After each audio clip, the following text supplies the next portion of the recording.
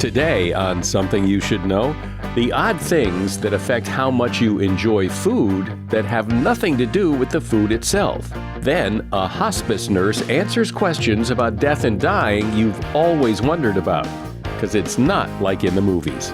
I've never seen one movie or television show that does death right. I've never seen anyone give like a big long monologue, close their eyes, and just die. Never. Never, never, never. Also, how eating first can help you make a better decision. And subtle word differences you may not know, like the difference between convince and persuade, the deep web and the dark web, venom and poison. Poison is when you bite it, and venom is when it bites you. So poison is when you eat, drink, touch, or inhale something. Venom is when an animal actively injects you with their toxins. All this today on Something You Should Know. Something you should know. Fascinating intel, the world's top experts, and practical advice you can use in your life. Today, Something You Should Know with Mike Carruthers. Hi there. Welcome to Something You Should Know. So, you would think, wouldn't you, that when you taste food, it is the taste of the food that determines if you like it, if you don't like it, how much you like it. And while that's certainly true, the taste of food can also be influenced by things that have nothing to do with the food. For example, if you would like yogurt to taste even creamier and more delicious, use a plastic spoon instead of a metal spoon. Because when they test this, when they have people eat with plastic spoons, people like yogurt better. If you'll be enjoying, say, some cheese, you're better off eating it from a knife.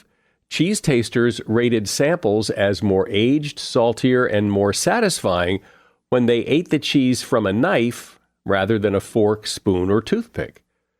Color contrast matters too. Less contrast makes things taste sweeter.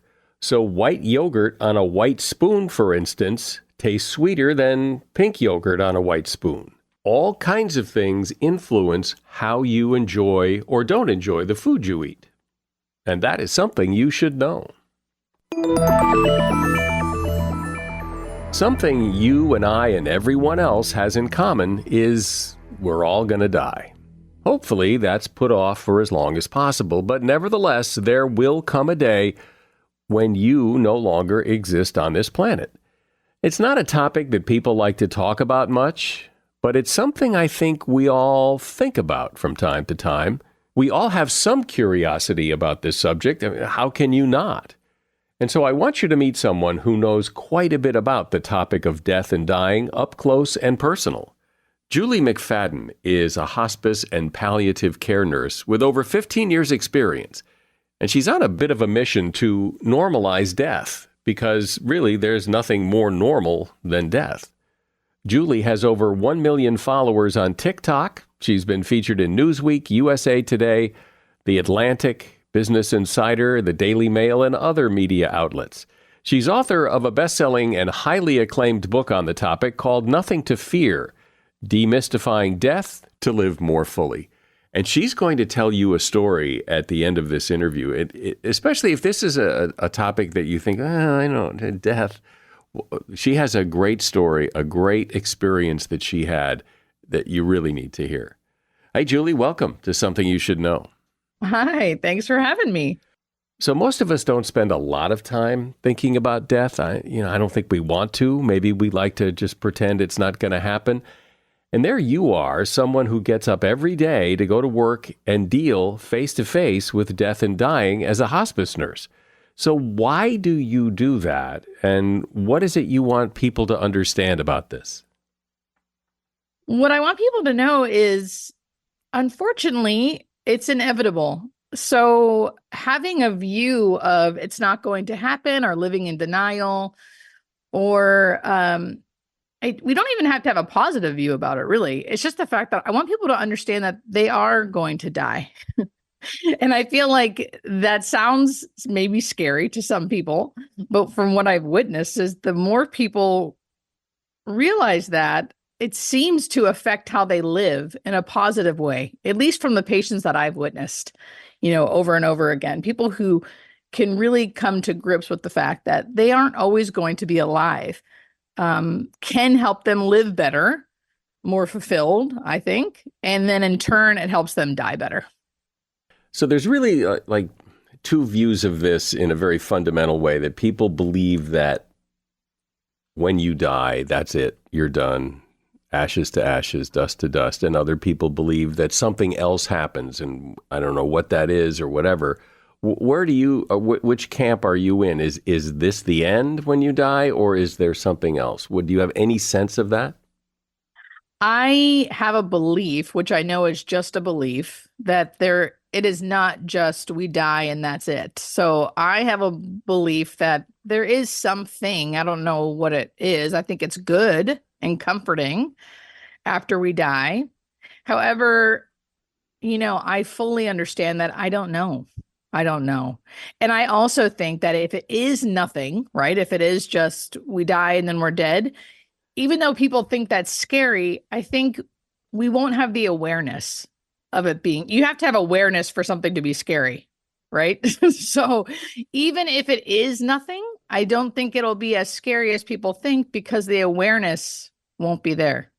I remember hearing somebody say, and it was kind of comforting, that like, if in fact you die and that's it, it's not sad for you in the same sense that before you were born, it wasn't sad for you.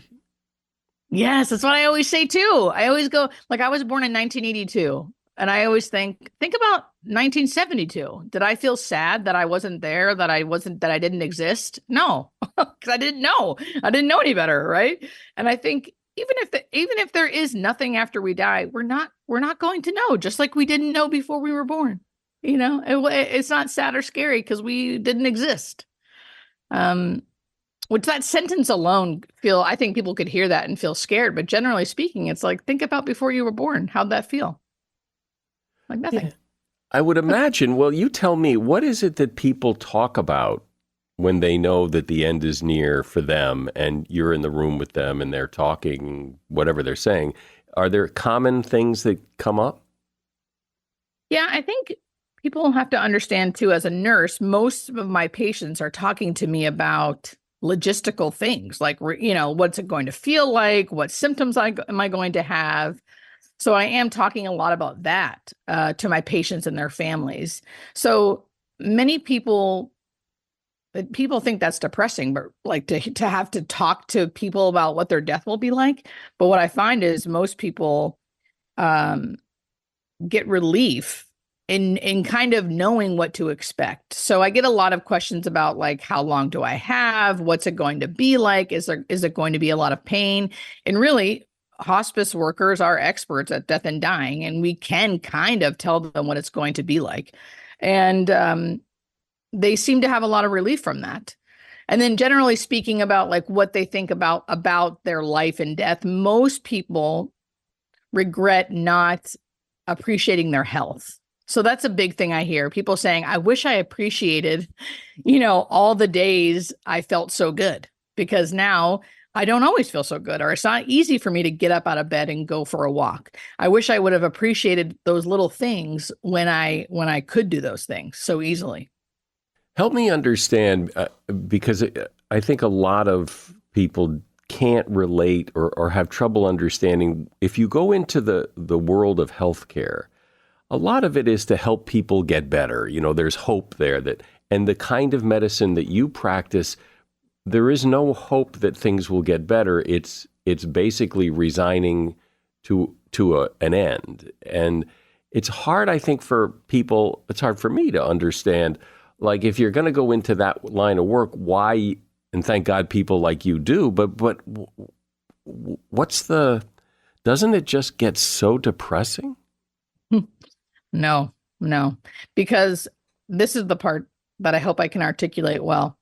I was an ICU nurse for many years, 8 or 9 years before I was a hospice nurse. And the ICU, we're trying to preserve life at all cost for the most part.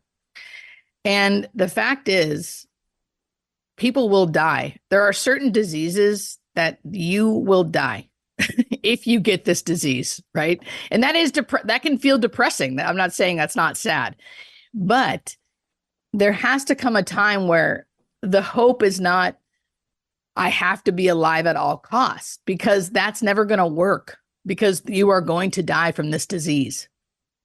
And knowing that, how do you want to live out the rest of your life? Because there isn't hope in you will live forever. You will not die from this disease. That's not reality.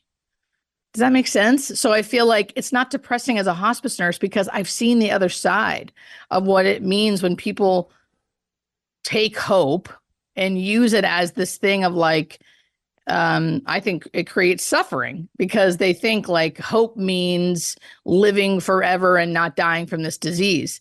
And if that can't be a reality, one, with certain diseases, and two, with life in general, because we all have an end. And if we can really understand that and accept that, I do feel like those last days, months, can be lived in a better way than trying to, like, quote unquote, fight death. As an ICU nurse, I saw it day in and day out. And that's what really killed me. Really, being an ICU nurse is what shaped me to want to be a hospice nurse, because I saw the other side of what it looked like to, quote unquote, continue to fight. And I thought we did people a really big disservice, almost in a dishonest way. It felt dishonest, because we weren't being real with them about what was truly going to happen, which was, you're going to die, and you're going to die soon. Do you ever, though, and maybe this is more what I meant, when you're working with patients, especially in longer term hospice care, and then they die, don't you get sad that you bonded with this person, you've been seeing them every day, and now they're dead? So definitely, I'm not callous. It's still sad. But again, I think because of my experiences as an ICU nurse, and I'm just so happy that they had the death they did. Like it feels really good to be able to help someone live out the rest of their life pain-free, symptom-free, and then have a peaceful, gradual death.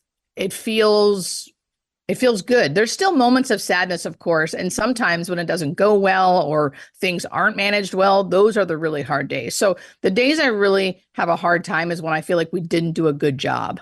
But most of the time I feel sadness that they're gone, but I'm really proud of what our team did to help them, And you can see the gratitude from the family and the patient over time. So it can feel sad, but it mostly feels like you're doing a good service to people. This is probably a really stupid question, but I bet it's a question people want to know the answer to. And that is, does the fact that you are around death so much and you see people die, when someone close to you dies, does that experience of being around death make it easier for you to handle death in your own life, or is it just two completely separate things? So I do think it's definitely different. I think if they're not super close to me, but I still know them, right? And because people, my friend circle will reach out to me if their loved ones are dying, or it's someone that I know but not very well. I still can feel somewhat removed and be like the nurse Julie part of me. I haven't actually had the experience yet where like my parents are on hospice. I've had sudden deaths in my life, several, where that's, I think, not a whole different story, but a different feeling where there's like shock and you're not prepared. But I haven't actually experienced like my own parents' death, where I will be a daughter and not a hospice nurse. And I do feel like that's going to be different. It's going to be different. I think I'll be able to put some things into practice, but the grief will still be there. So it's going to change things. We're talking about death and dying, which might sound unpleasant, but it's actually pretty fascinating. My guest is Julie McFadden. She is a hospice nurse and author of the book, Nothing to Fear, Demystifying Death to Live More Fully. So, Julie, what about what happens at the end do you think people don't understand, if anything, or that people find particularly upsetting, or just something that's not so well known Because, most of our experience with death is what we see in the movies and on TV, which is probably not all that real. But, a lot of us don't spend a lot of time around death. And so what is it we don't know? What actively dying looks like. So actively dying, if you're dying on hospice in particular, or having some kind of like gradual death where you're naturally letting the dying process take over, which doesn't hurt, by the way. Dying itself does not hurt. Diseases you die from can cause symptoms and issues, but the actual process of your body dying doesn't hurt. And people don't know what that looks like. The actively dying process, the very last phase of life, looks a certain way, almost always, where someone is fully unconscious, their mouth hangs open, their eyes are usually open because it takes muscles to close your mouth and your eyes. And at the end of life, those muscles are relaxed and your brain's not controlling those muscles. So everything's loose and your mouth's open and you breathe different and you can have this gurgling noise. The colors can change, your skin color can change. And that can all look terrifying. One, because this is your loved one and they look so different. And two, you don't know what the heck is going on and no one told you it's going to look like this. So people automatically assume they're suffering, something is wrong, they can't breathe, they must be thirsty, all the things. And we don't do a good job, even as end of life people, at educating about what each thing is and why it's happening. Most of my videos and in my book are about that, about educating about what real end of life looks like and why you're seeing what you're seeing and how it's all a biological response and the body is actually built to do it and purposely doing it to help the body die. To me, that was the most fascinating part of becoming a hospice nurse, really learning the biology of death and why it looks the way it looks. And the movies, like you said, I've never seen one movie or television show that does death right. Which again, it would be difficult. It'd be difficult to make an actor look truly like they were dying. But I've never seen anyone give like a big long monologue, close their eyes, and just die. Never, never. So yeah, I think we just don't know what it looks like, and it scares us when we see it. Yeah, I remember when my mother died, and she started exhibiting all those symptoms, and she had a hospice care, but it was Christmas Day and the hospice nurse wasn't there. And so, but we were prepared that this, and it was so weird knowing what I was watching and knowing that this was the end, still felt like we got to call somebody. We've got to call 911. And we were told, don't call 911 because there's really not much they can do. But it's that sense of helplessness of wanting to fix something that can't be fixed.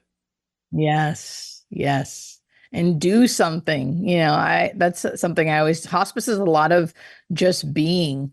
Families always say, like, what can we do? We need to do. I think particularly because grief is complicated and you can feel scared, and those are great coping mechanisms to do something. And it's just not what needs to be done at the time. I always say, is your loved one clean? Are they safe? Are they comfortable? And if you can say yes to all those things, you can kind of take a deep breath and just tell yourself, okay, I've done a good job and now I just have to be here. But it's still, it's not easy. It's still sad and you're still losing someone. This is your mother. That's hard. Yeah, but having someone like you there, I think, makes all the difference in the world to the people who are witnessing this, because it's like watching a plane go down and there's no pilot. Like you're the pilot that's everything's okay. I got this. Everything's fine. This is what's going to happen. That is so comforting to the people standing there watching this helpless. Yes, I hope so. And I think it sounds like hospice is not there 24/7, right? Like even if it wasn't Christmas Day, Medicare tells us, because that's our boss, we don't need to be there when someone's actively dying as long as they're comfortable.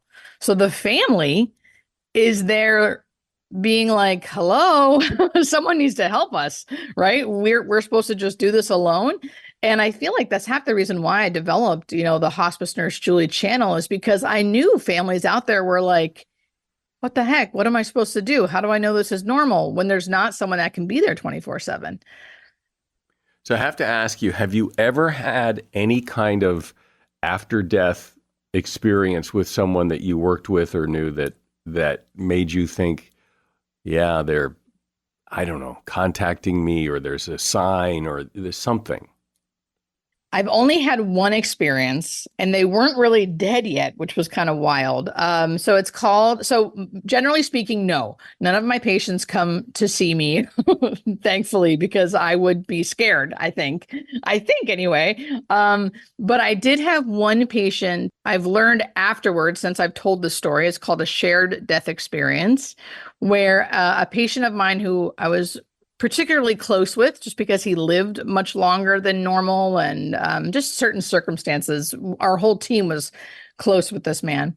He was actively dying, like I said. So he was in that stage where he was fully unconscious. We knew he would die that day. You could kind of tell. And I had a continuous care nurse, which means a nurse who was there with him 24/7, because he had some symptoms that needed managed. And that day I went in to see him.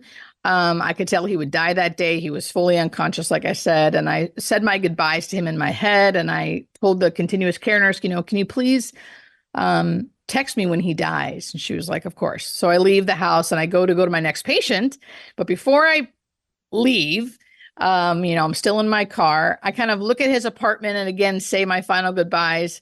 And suddenly, and this is not something that I would normally even feel comfortable talking about, but over the years I've gotten used to describing this, but suddenly I could hear his voice in my head. That's what it felt like. And it felt like he was making me feel what he was feeling. And he was saying, oh my gosh, Julie.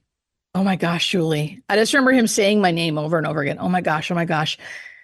And the sense he gave me was like, if I only would have known how good this is, I wouldn't have been so scared. And I felt this feeling of like overall freedom and kind of like soaring almost through the air. And he was making me see him. And he just kept going, oh my gosh, Julie. Oh my gosh, Julie. And he felt so full of joy and peace. And I keep saying freedom because he was so not like that in his life, and would always talk about that. Always talk about how he felt so tight and like anxious all the time. And he was giving me this feeling of like opposite of that. And really, he didn't say much, Mike. He just kept going, oh my gosh, Julie. Oh my gosh, Julie, in this excited kind of little boy way.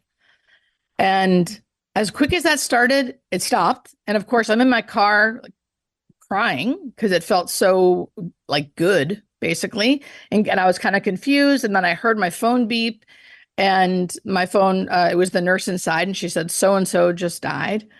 And I thought, I know, because I feel like he showed me what it was like what that crossing over, whatever you want to call it, would be like. And I didn't tell anybody that for years, really, probably almost a decade before I told anyone that actually happened.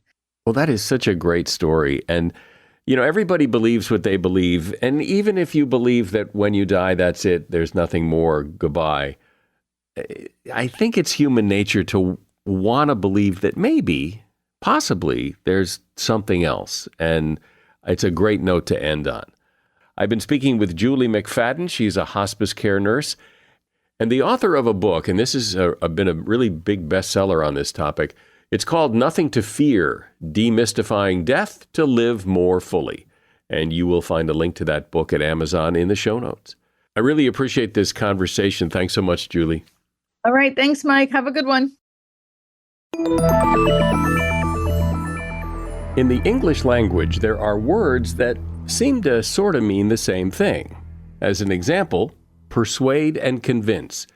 If I persuade you of something, or if I convince you of something, seems like I've pretty much done the same thing.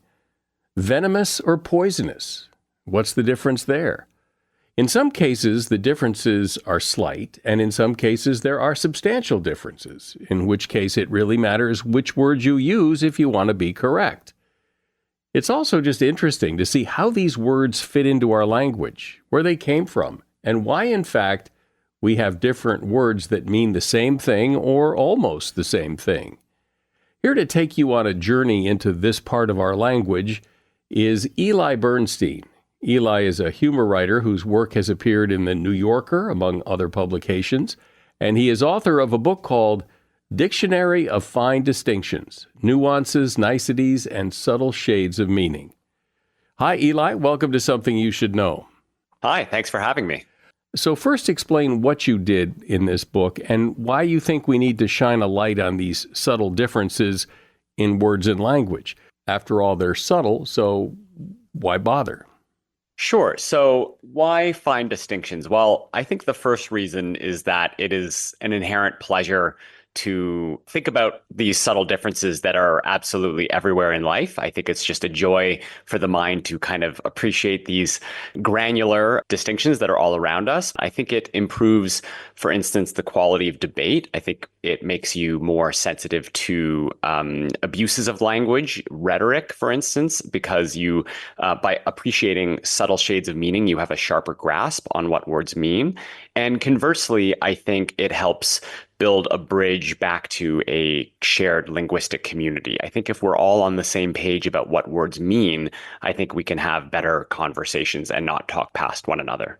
So let's dive into some of these, and let's start with presume and assume, because I don't know that I know the difference. I mean, I think I know the difference, but it's a pretty tiny difference, and I probably use them interchangeably sometimes, and maybe I shouldn't. So what's the difference?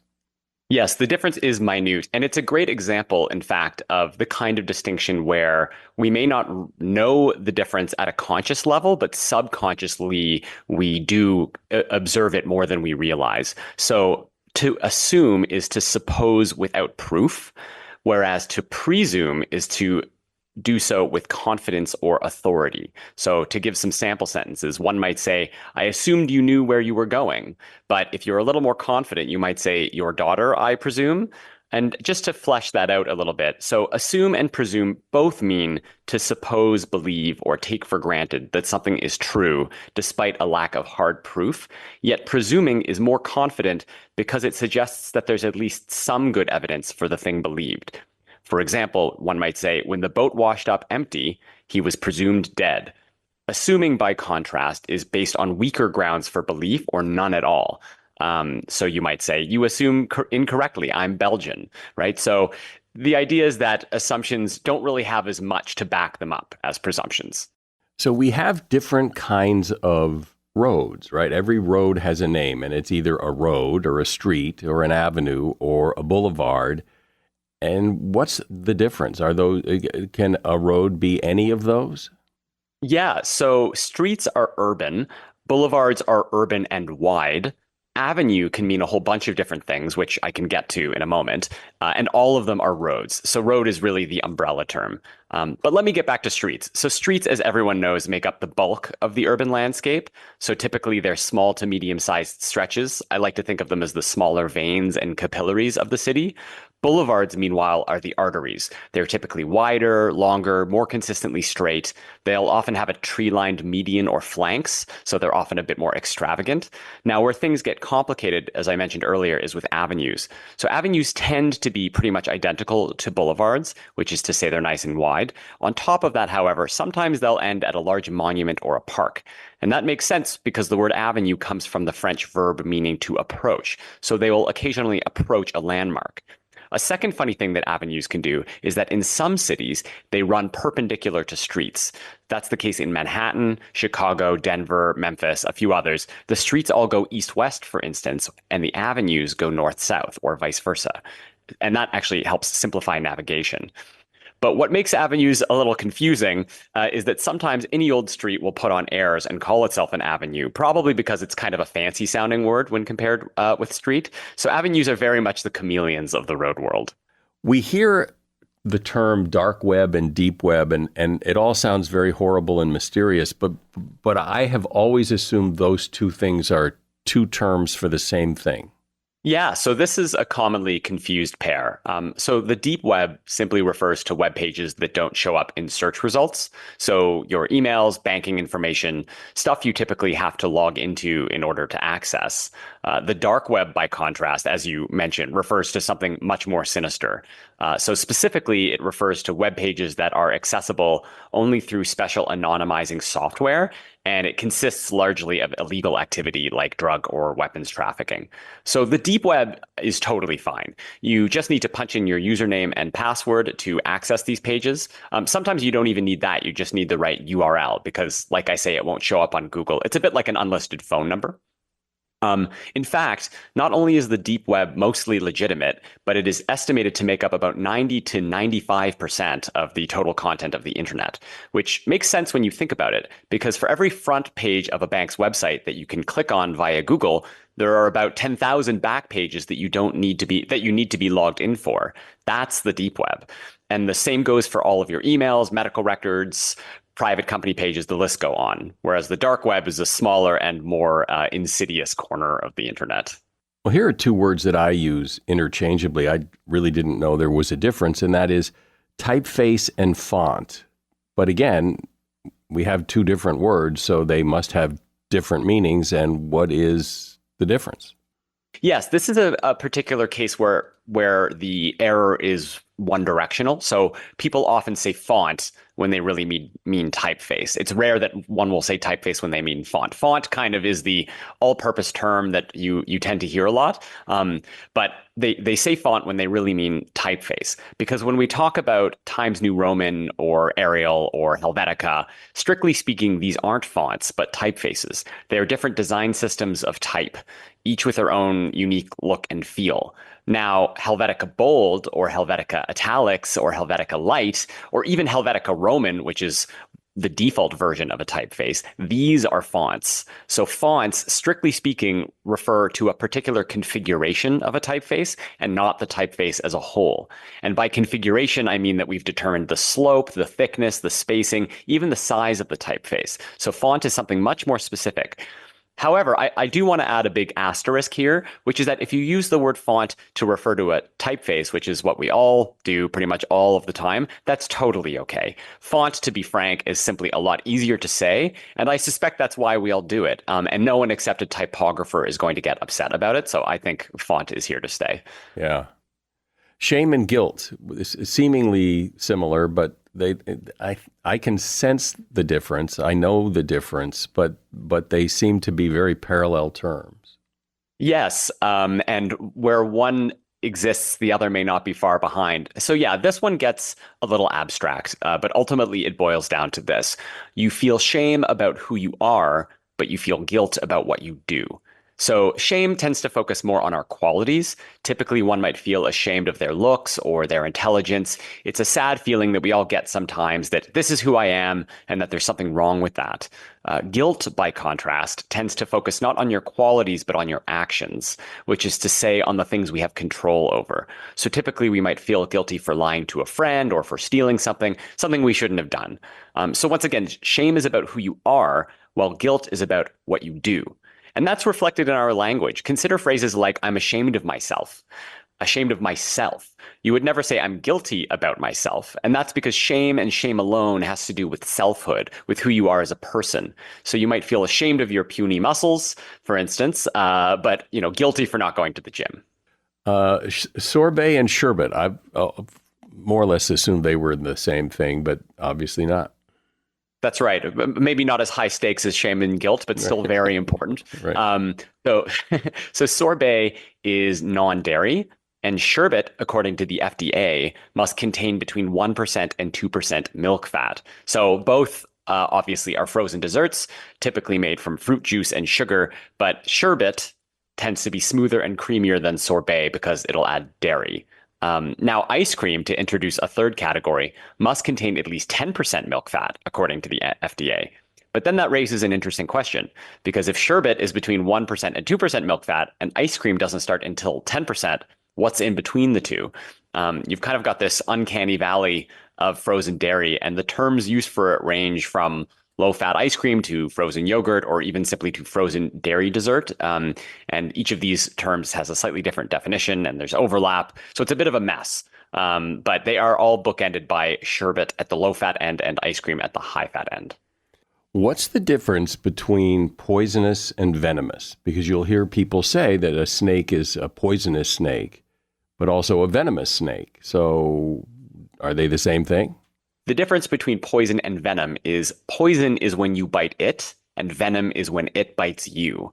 So poison is when you eat, drink, touch, or inhale something that was minding its own business, and the results are unpleasant. It could be a poison berry or mushroom, a frog, maybe a chemical solution, but the idea is you went out and ingested it or touched it or so on. Venom, by contrast, is when an animal actively injects you with their toxins. So a snake or spider bite, a scorpion or bee sting, or believe it or not, the platypus has little spurs on the back of its heels that are venomous, so don't get too close to them either. So yeah, in short, venom is actively delivered to you by an outside agent, whereas for poison, it's delivered to you passively. I mentioned in my introduction, convince and persuade, because those two things really do seem, if I persuade you or I convince you, seems like I've done the same thing. This one's extra subtle. So strictly speaking, you convince someone to believe something, but you persuade someone to do something. So one brings about a change in thought, while the other brings about a change in behavior. So you might convince someone of the existence of God, for instance, and then persuade them to go to church. Now, I should qualify that this distinction, perhaps more than any other in the book, is observed only in the most careful of writing, and that in most casual contexts, especially in speech, the two are pretty much interchangeable. But I do think our ears pick up the difference, even if only at a subconscious level. So if you want your writing to sound extra polished, it is a difference worth appreciating. You convince someone to change their mind, but you persuade them to follow a certain course of action. So anybody who cooks, and I've recently wondered this, when you go to the store and you see stock, beef stock or beef broth, and think, well, what's the difference? I mean, what is the difference? So this is another kind of commonly confused one. So both stock and broth, as you say, are used to make soup. And for that purpose, they are more or less interchangeable. But stock and stock alone is also used as a thickening agent for stews, sauces, and gravies. And that's because stock is made by simmering not just meat, but bones, and doing so for long periods of time. And the collagen in those bones seeps out into the water and helps thicken whatever it is you're making. Another difference you sometimes see is that store-bought stock tends not to have a lot of salt in it, because it's really meant to be this neutral backdrop to whatever it is you're making, because it might not be soup, right? So maybe you don't want so much salt. Store-bought broth, meanwhile, tends to be salty right out the gate because you're making soup, and soup is almost always salty. Well, if stock is got bones in it, how does that explain vegetable stock? That's where I think that we're basically using the terms interchangeably. So yeah, veggie stocks and veggie broths, because vegetables don't have any collagen or bones, the two really are virtually identical. Rational and reasonable, again, pretty seemingly fairly interchangeable, but there's clearly a difference. I mean, I can imagine using those two words differently in different sentences, but they're pretty similar. That's right. Another, I think it goes to the challenge of sometimes articulating differences that we know at an intuitive level. So yeah, in short, to be rational is to be logical. It means your reasoning is coherent and consistent. So a classic phrase is rational explanation. To be reasonable, by contrast, is to be sensible. It means your attitude is fair-minded or realistic, as in the phrase reasonable request. So one is a very logical, analytical thing, and the other is about not exceeding the bounds of what's practical or fair. So think of the phrase reasonably priced. It doesn't mean the price is incoherent or irrational. It just means it's asking too much. It's excessive. The opposite of both of those words, irrational and unreasonable, seem further apart from each other than rational and reasonable do. Yes, I think that in a way that's the best way to show the difference, because it shows what's at stake. Irrational is chaotic or inconsistent, and unreasonable feels like, well, you're asking too much, or you're making demands that are excessive. So here's one I think people really confuse. I confuse because I'm not really sure the difference. Ethics and morality, they seem like the same thing in a lot of cases. Yeah, so this was a tough one to pin down, but essentially ethics refers to intelligible principles of right and wrong. Morality, by contrast, refers to right and wrong as a felt sense. So with ethics, you might talk about a code of ethics or workplace ethics. With morality, however, you might hear phrases like moral compass or moral fiber. So ethics is really rational and explicit. The other is more a matter of feeling. It's not so spelled out. And a good example of this difference out in the wild is if you go to a university and look at the courses offered by the philosophy department, there's no morality class. There's an ethics class, but there's no morality class. And that's because ethics is all about spelling out the principles of right and wrong. It's a bit more theoretical, a bit more cerebral. I like to say that ethics is morality with glasses on. Again, a caveat here is that in everyday speech, these words may be used more or less interchangeably. But if you want to take advantage of these hyper subtle connotations in your writing, it is a good distinction to observe, and your readers, even at a subconscious level, will feel that difference in connotation. What is the difference between a stadium and an arena? Because they seem, well, like all the other ones we've talked about, they seem very similar, but there's two different words. So what's the difference? So stadiums are large, open venues for field sports like football and baseball, whereas arenas are smaller, closed venues for court and rink sports like basketball and hockey. And it's funny, I myself didn't think much about these terms. I figured they were interchangeable. But if you really go out and look, that distinction is upheld pretty much wherever you go. The one big exception to this rule is stadiums with domes, because if they have domes, technically they're closed, right? So you might think they'd be more accurately described as arenas. But a dome isn't just any old ordinary ceiling. It's really high up, and it's arched, or what's called vaulted. And that's in order to provide clearance for fly balls and generally to keep an open aesthetic. So I still think it's very much in the spirit of a large open venue like open stadiums. So for an arena to be an arena, it has to have a roof on it. I'd say so, or at the very least to be smaller. As with any of these, I don't want to say 100% of the time because an astute listener will find a counterexample. Right.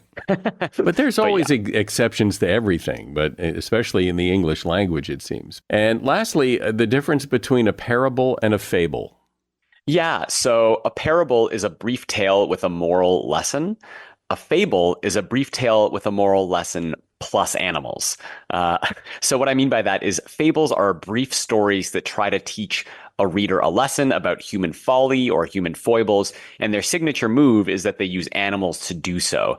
And that keeps the material lighter and more child-friendly, I think. The most well-known fable is probably Aesop's fable of the tortoise and the hare, in which the tortoise ends up beating the hare in a foot race because of the hare's arrogance or laziness. So fables tend to be quite simple kids stuff, at least by comparison, because parables, by contrast, feature humans, and they tend to convey a deeper or more complex message about the human condition. So Jesus is famously recorded to have delivered a number of parables, most famously the parable of the prodigal son in the Gospel of Luke. It's a short but philosophically rich story about human frailty and forgiveness and mercy and sin. And there's too much to unpack in it to be discussed here, but that's very much typical of parables as opposed to fables. They tend to be more complex. Well, I think it's fun to get an understanding of these subtle differences because it makes the language more fun. I've been talking to Eli Bernstein. His book is called Dictionary of Fine Distinctions, Nuances, Niceties, and Subtle Shades of Meaning. And there's a link to that book in the show notes. Great, Eli. Thank you for being here. Well, my pleasure. This was a lot of fun, and I'm delighted at the opportunity. When you have an important decision to make, it's common advice to sleep on it. But if you don't have time to sleep on it, you might try eating on it. A team of researchers at the University of South Dakota set out to determine what effect blood sugar levels had on decision-making. Their results showed that eating or drinking something sweet prompts wiser decisions. It seems that when we're hungry or thirsty, our energy is low, and so is our patience, and important decisions require both of those things. Even a quick boost with a candy bar or a soda could enhance your thinking ability and result in a wiser decision. And that is something you should know. If you're a regular listener, you know I frequently ask you to share this podcast with someone you know to help us grow our audience. But you can also share it on social media and share it with a lot of people. You can just grab the link. There's usually a share button on the platform that most people listen on. So there are plenty of ways to do it, and feel free to share this in social media as well. I'm Mike Carruthers. Thanks for listening today to Something You Should Know.